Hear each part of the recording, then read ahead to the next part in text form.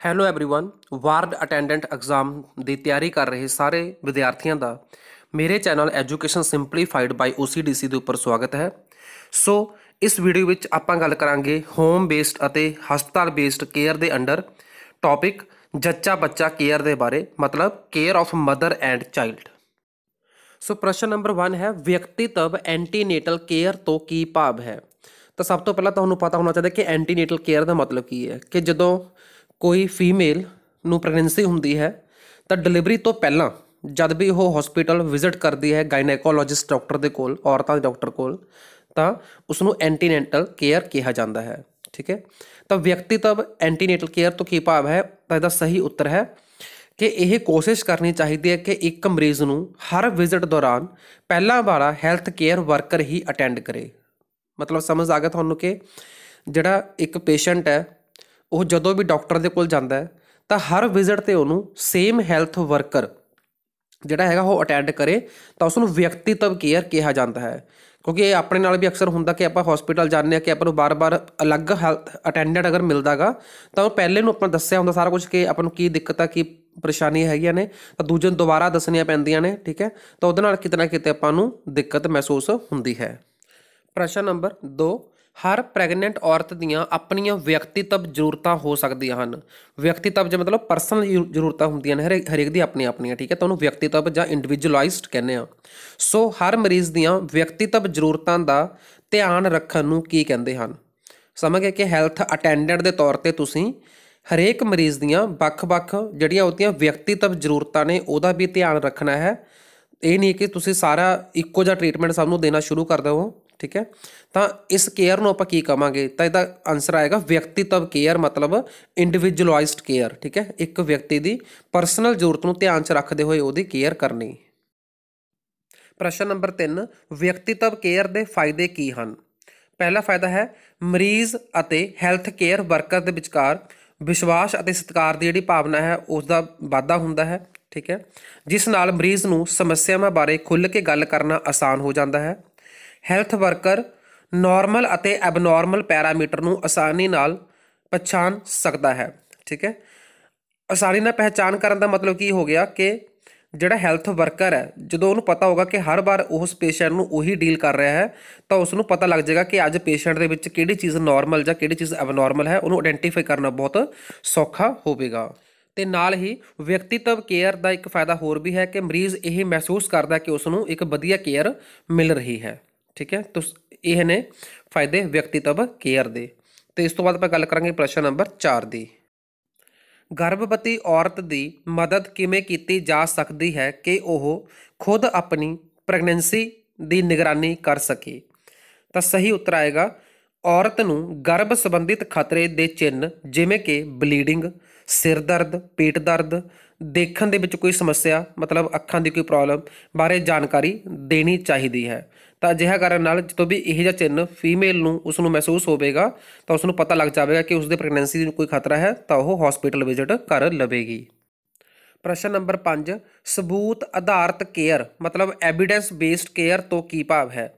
ਤਾਂ ਸਹੀ ਉੱਤਰ ਆਏਗਾ ਜਦੋਂ ਸਾਵਧਾਨੀ ਨਾਲ ਕੀਤੀ ਹੋਈ ਕੋਈ ਕਲੀਨਿਕਲ ਟਰਾਇਲ ਦੇ ਨਤੀਜਿਆਂ ਦੇ ਆਧਾਰ ਦੇ ਉੱਪਰ ਮਰੀਜ਼ ਦੇ ਇਲਾਜ ਨੂੰ ਨਿਰਧਾਰਿਤ ਕੀਤਾ ਜਾਵੇ ਤਾਂ ਉਸ ਨੂੰ ਸਬੂਤ ਆਧਾਰਿਤ ਕੇਅਰ ਜਾਂ ਐਵੀਡੈਂਸ ਬੇਸਡ ਜਿਹੜੀ ਹੈਗੀ ਆਪਣੀ ਕੇਅਰ ਕਿਹਾ ਜਾਂਦਾ ਹੈ। ਤਾਂ ਇਹਦਾ ਮਤਲਬ ਕੀ ਹੋਇਆ ਕਿ ਕੋਈ ਪੇਸ਼ੈਂਟ ਆਇਆ ਤਾਂ ਉਹਨੂੰ ਕਿਸ ਤਰ੍ਹਾਂ ਦਾ ਟਰੀਟਮੈਂਟ ਦੇਣਾ ਹੈ, ਤਾਂ ਉਹ ਟਰੀਟਮੈਂਟ ਇਸ ਤਰੀਕੇ ਨਾਲ ਨਹੀਂ ਚੁਣਨਾ ਕਿ ਆਪਾਂ ਸਦੀਆਂ ਤੋਂ ਇਹ ਟਰੀਟਮੈਂਟ ਦਿੰਦੇ ਆ ਰਹੇ ਹਾਂ ਤਾਂ ਆਪਾਂ ਇਹੀ ਟਰੀਟਮੈਂਟ ਇਸ ਮਰੀਜ਼ ਨੂੰ ਦੇ ਦਿਓ। ਠੀਕ ਹੈ, ਉਸ ਬੇਸ 'ਤੇ ਟਰੀਟਮੈਂਟ ਦੀ ਚੋਣ ਨਹੀਂ ਕਰਨੀ ਹੁੰਦੀ।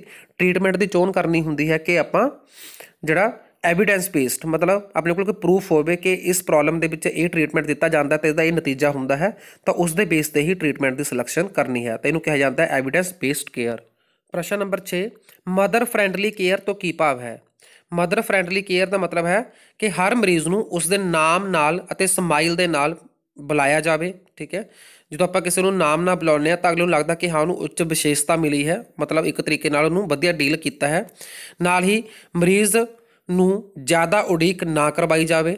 ਠੀਕ ਹੈ, ਮਰੀਜ਼ ਨੂੰ ਲੇਟ ਹੋਣ 'ਤੇ ਫਟਕਾਰ ਨਾ ਲਗਾਈ ਜਾਵੇ ਅਤੇ ਪਹਿਲੀ ਵਾਰ ਆਏ ਹੋਏ ਮਰੀਜ਼ ਨੂੰ ਚੰਗੀ ਤਰ੍ਹਾਂ ਅਟੈਂਡ ਜ਼ਰੂਰ ਕੀਤਾ ਜਾਵੇ।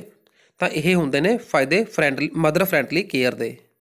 ਪ੍ਰਸ਼ਨ ਨੰਬਰ 7, ਪ੍ਰੈਗਨੈਂਟ ਔਰਤ ਨੂੰ ਆਪਣੇ ਨਾਲ ਕੋਈ ਫੈਮਿਲੀ ਮੈਂਬਰ ਜਾਂ ਕਿਸੇ ਅਟੈਂਡੈਂਟ ਨੂੰ ਨਾਲ ਲਿਆਉਣਾ ਚਾਹੀਦਾ ਹੈ ਜਾਂ ਨਹੀਂ ਚਾਹੀਦਾ ਹੈ। ਤਾਂ ਉੱਤਰ ਹੈ ਕਿ ਲਿਆਉਣਾ ਚਾਹੀਦਾ ਹੈ, ਕਿਉਂਕਿ ਨਾਲ ਆਉਣ ਵਾਲਾ ਫੈਮਿਲੀ ਮੈਂਬਰ ਮਰੀਜ਼ ਨੂੰ ਇੱਕ ਸਹਾਰਾ ਦਿੰਦਾ ਹੈ, ਇੱਕ ਸਪੋਰਟ ਦਿੰਦਾ ਹੈ, ਤਾਂ ਕਿ ਮਰੀਜ਼ ਚੈੱਕਅਪ ਦੌਰਾਨ ਕਿਸੇ ਤਰ੍ਹਾਂ ਦੀ ਚਿੰਤਾ ਮਹਿਸੂਸ ਨਾ ਕਰੇ।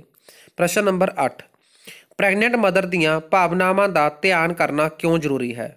ਉੱਤਰ ਆਏਗਾ ਕਿਉਂਕਿ ਔਰਤ ਦੀ ਭਾਵਨਾਤਮਿਕ ਸਥਿਤੀ ਦਾ ਪ੍ਰੈਗਨੈਂਸੀ ਦੇ ਉੱਪਰ ਬਹੁਤ ਪ੍ਰਭਾਵ ਪੈਂਦਾ ਹੈ। ਇਸ ਲਈ ਮਰੀਜ਼ ਦੀ ਸਿਰਫ ਕਲੀਨਿਕਲ ਜ਼ਰੂਰਤ ਉੱਪਰ ਕੇਂਦਰਿਤ ਨਹੀਂ ਰਹਿਣਾ ਚਾਹੀਦਾ, ਨਾਲ ਹੀ ਉਸ ਦੀ ਇਮੋਸ਼ਨਲ ਜ਼ਰੂਰਤ ਉੱਪਰ ਵੀ ਕੇਂਦਰਿਤ ਹੋਣਾ ਚਾਹੀਦਾ ਹੈ। ਪ੍ਰਸ਼ਨ ਨੰਬਰ 9, ਪ੍ਰੈਗਨੈਂਟ ਔਰਤ ਨੂੰ ਕੋਈ ਦਵਾਈ ਦਿੰਦੇ ਸਮੇਂ ਵਿਸ਼ੇਸ਼ ਧਿਆਨ ਕੀ ਰੱਖਣਾ ਚਾਹੀਦਾ ਹੈ। ਤਾਂ ਇਹਦਾ ਉੱਤਰ ਆਏਗਾ ਲਗਭਗ ਸਾਰੀਆਂ ਦਵਾਈਆਂ ਪਲੇਸੈਂਟਾ ਨੂੰ ਕ੍ਰੋਸ ਕਰਦੀਆਂ ਹਨ।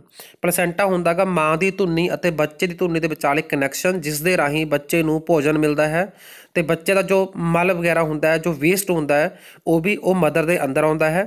ਤਾਂ ਪਲੇਸੈਂਟਾ ਦੋਨਾਂ ਦੇ ਵਿਚਕਾਰ ਇੱਕ ਟਿਊਬ ਹੈ, ਤਾਂ ਉਸ ਟਿਊਬ ਨੂੰ ਬਹੁਤ ਸਾਰੀ ਦਵਾਈਆਂ ਕ੍ਰੋਸ ਕਰਕੇ ਬੱਚੇ ਦੇ ਉੱਪਰ ਅਸਰ ਪਾਉਂਦੀਆਂ ਹਨ। ਸੋ ਇਸ ਲਈ ਸਿਰਫ ਲੋੜੀਂਦੀਆਂ ਦਵਾਈਆਂ ਹੀ ਜਿਹੜੀਆਂ ਹੈਗੀਆਂ ਪ੍ਰੈਗਨੈਂਟ ਮਦਰ ਨੂੰ ਦੇਣੀਆਂ ਚਾਹੀਦੀਆਂ ਨੇ। ਸੋ ਇਹ ਧਿਆਨ ਰੱਖਣਾ ਚਾਹੀਦਾ ਕਿ ਕਿਹੜੀਆਂ ਦਵਾਈਆਂ ਪਲੇਸੈਂਟਾ ਨੂੰ ਕ੍ਰੋਸ ਕਰਦੇ ਹੋਏ ਬੱਚੇ ਉੱਪਰ ਬੁਰਾ ਪ੍ਰਭਾਵ ਪਾ ਸਕਦੀਆਂ ਨੇ। ਪ੍ਰਸ਼ਨ number 10, mother friendly health care worker ਦੀਆਂ ਕੀ ਵਿਸ਼ੇਸ਼ਤਾਵਾਂ ਹੋਣੀਆਂ ਚਾਹੀਦੀਆਂ ਹਨ। ਤਾਂ ਉੱਤਰ ਆਏਗਾ ਕਿ ਮਦਰ ਨੂੰ ਹੈਲਥ ਕੇਅਰ ਪ੍ਰੋਵਾਈਡ ਕਰਨ ਵਾਲੇ mother friendly health care worker ਦਾ ਰਵੱਈਆ ਚੰਗਾ ਹੋਣਾ ਚਾਹੀਦਾ ਹੈ, ਵਰਤਾਵ ਚੰਗਾ ਹੋਣਾ ਚਾਹੀਦਾ ਹੈ। ਠੀਕ ਹੈ, ਇਸ ਦੇ ਨਾਲ ਹੀ ਸੰਚਾਰ ਦੀਆਂ ਚੰਗੀਆਂ ਸਕਿੱਲਸ ਹੋਣੀਆਂ ਚਾਹੀਦੀਆਂ ਹਨ, ਮਤਲਬ ਕਮਿਊਨੀਕੇਸ਼ਨ ਸਕਿੱਲਸ ਚੰਗੀਆਂ ਹੋਣੀਆਂ ਚਾਹੀਦੀਆਂ ਤਾਂ ਕਿ ਉਹ ਮਰੀਜ਼ ਨੂੰ ਪ੍ਰੋਪਰ ਗੱਲਬਾਤ ਸਮਝਾ ਸਕੇ। ਠੀਕ ਹੈ, ਟੀਮ ਵਰਕ ਦੀ ਭਾਵਨਾ ਹੋਣੀ ਚਾਹੀਦੀ ਕਿ ਉਹ ਬਾਕੀ ਹੈਲਥ ਕੇਅਰ ਮੈਂਬਰ ਦੇ ਨਾਲ ਮਿਲ ਕੇ ਇੱਕ ਚੰਗੀ ਜਿਹੜੀ ਕੇਅਰ ਉਹ ਦੇ ਸਕੇ, ਅਤੇ ਨਾਲ ਹੀ ਉਹ ਸਿੱਖਿਅਕ ਅਤੇ ਟ੍ਰੇਨਡ ਹੋਣਾ ਬਹੁਤ ਜ਼ਰੂਰੀ ਹੈ। ਠੀਕ ਹੈ, ਤਾਂ ਇਸ ਲਈ ਉਹਨੂੰ ਆਪਦੀ ਪ੍ਰੋਪਰ ਐਜੂਕੇਸ਼ਨ ਦੇ ਉੱਪਰ ਵੀ ਧਿਆਨ ਦੇਣਾ ਚਾਹੀਦਾ ਤਾਂ ਕਿ ਉਹ ਨਵੀਆਂ ਟੈਕਨੀਕ ਸਿੱਖ ਕੇ ਮਰੀਜ਼ ਦੀ ਚੰਗੀ ਕੇਅਰ ਕਰ ਸਕੇ। ਪ੍ਰਸ਼ਨ ਨੰਬਰ 11, ਬੇਬੀ ਫਰੈਂਡਲੀ ਕੇਅਰ ਦੀਆਂ ਉਦਾਹਰਨਾਂ ਕੀ ਹਨ। ਹੁਣ ਆਪਾਂ ਬੱਚੇ ਦੀ ਗੱਲ ਕਰ ਰਹੇ ਹਾਂ ਇੱਥੇ। ਠੀਕ ਹੈ, ਤਾਂ ਇਹਦੇ ਲਈ ਪਹਿਲਾ ਸਹੀ ਉੱਤਰ ਹੈਗਾ ਕਿ ਜੱਚਾ ਅਤੇ ਬੱਚਾ ਨੂੰ ਡਿਲੀਵਰੀ ਤੋਂ ਬਾਅਦ ਇਕੱਠੇ ਰੱਖਣਾ। ਜੱਚਾ ਮਤਲਬ ਜਨਮ ਦੇਣ ਵਾਲੀ, ਬੱਚਾ ਮਤਲਬ ਜੋ ਬੱਚਾ ਪੈਦਾ ਹੋਇਆ ਉਹਨਾਂ ਨੂੰ ਡਿਲੀਵਰੀ ਤੋਂ ਤੁਰੰਤ ਬਾਅਦ ਇਕੱਠੇ ਰੱਖਣਾ। ਠੀਕ ਹੈ, ਇਹ ਬਹੁਤ ਇੱਕ ਬੇਬੀ ਫਰੈਂਡਲੀ ਕੇਅਰ ਦਾ ਮੇਨ ਪੁਆਇੰਟ ਹੈ। ਨਾਲ ਹੈ ਜਲਦੀ ਹੀ ਅਤੇ ਸਿਰਫ ਬ੍ਰੈਸਟ ਫੀਡਿੰਗ ਹੀ ਕਰਨਾ, ਮਤਲਬ ਇਹ ਮਦਰ ਨੂੰ ਸਮਝਾਉਣਾ ਹੈ ਕਿ ਬੱਚੇ ਦੀ ਜਲਦੀ ਅਤੇ ਸਿਰਫ ਬ੍ਰੈਸਟ ਫੀਡਿੰਗ ਹੀ ਕੀਤੀ ਜਾਵੇ, ਉਸਨੂੰ ਹੋਰ ਕੁਝ ਵੀ ਖਾਣ ਪੀਣ ਦੇ ਲਈ ਨਾ ਦਿੱਤਾ ਜਾਵੇ। ਠੀਕ ਹੈ, ਕਿਉਂਕਿ 6 ਮਹੀਨੇ ਬ੍ਰੈਸਟ ਫੀਡਿੰਗ ਬਹੁਤ ਜ਼ਰੂਰੀ ਹੁੰਦੀ ਹੈ ਬੱਚੇ ਦੇ ਲਈ। ਜਿੰਨੀ ਜਲਦੀ ਸੰਭਵ ਹੋਵੇ ਮਾਂ ਅਤੇ ਬੱਚੇ ਨੂੰ ਹੌਸਪੀਟਲ ਤੋਂ ਡਿਸਚਾਰਜ ਕਰਨਾ ਚਾਹੀਦਾ ਹੈ। ਠੀਕ ਹੈ, ਅਤੇ ਨਰਸਰੀ ਵਿੱਚ ਮਾਂ ਬਾਪ ਦਾ ਬੱਚੇ ਕੋਲ ਆਉਣਾ ਜਾਣਾ ਅਲਾਓ ਕਰਨਾ ਚਾਹੀਦਾ ਹੈ, ਤਾਂ ਇਸ ਨੂੰ ਬੇਬੀ ਫਰੈਂਡਲੀ ਕੇਅਰ ਕਿਹਾ ਜਾਂਦਾ ਹੈ।